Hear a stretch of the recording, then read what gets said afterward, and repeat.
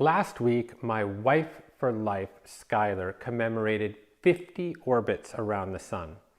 And from this forced monasticism of quarantine, I etched her a clumsy love letter, alternately irreverent and doting.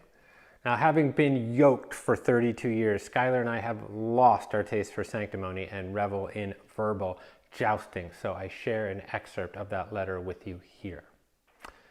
I sought in you an absurd collection of archetypes, nurturing mother offering her soft breast, and lithe nymphette capable of whimsical handstands, resilient feminist breadwinner, and occasional wanton Jezebel.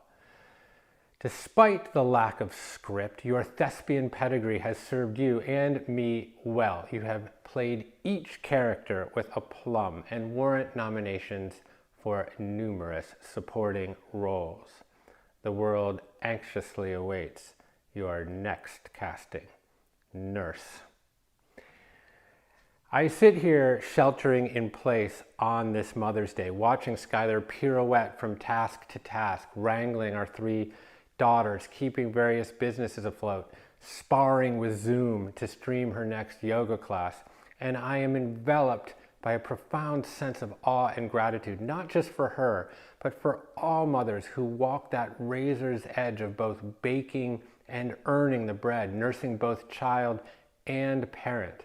I envision, somewhat ridiculously, Skylar as Durga, the Hindu goddess with a dozen arms, bearing not the weapons of ancient India, but the tools of modernity: battered iPhone, corporate prospectus, digital thermometer, cast iron pan, reusable diaper, kitty litter box, father's bedpan, and wheelbarrow of mulch.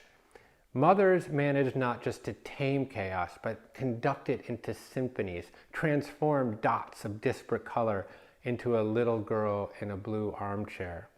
Where patriarchy has attempted to standardize every component of life in the name of growth and operational efficiency, the mother perceives a sustainable beauty in the interconnected web of variety. In this way, mothers are the holders of the sacred. They recognize the value in the unique and interrelated, that hand-sewn dress, the heirloom necklace, the local yoga studio, the garden-grown cockeyed carrot. Mother Nature, too, finds its symbiosis in the vast biodiversity of distinct plants and animals, each of whom she cast to play a small role in the glorious theater of life. For Mother, there is no single right answer or single way to determine it. There is no false pride. There is just nuance.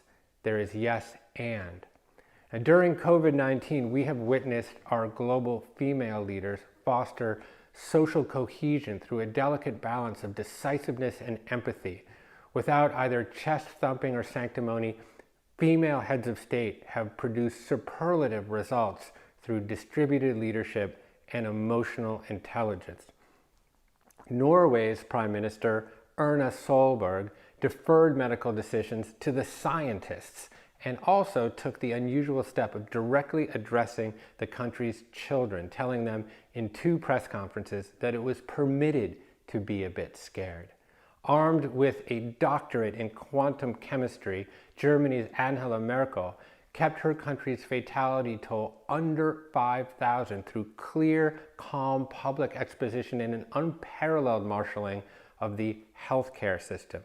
Jacinda Ardern, New Zealand's premier, went hard on early quarantining while also delivering empathetic stay-home, save lives videos from her couch.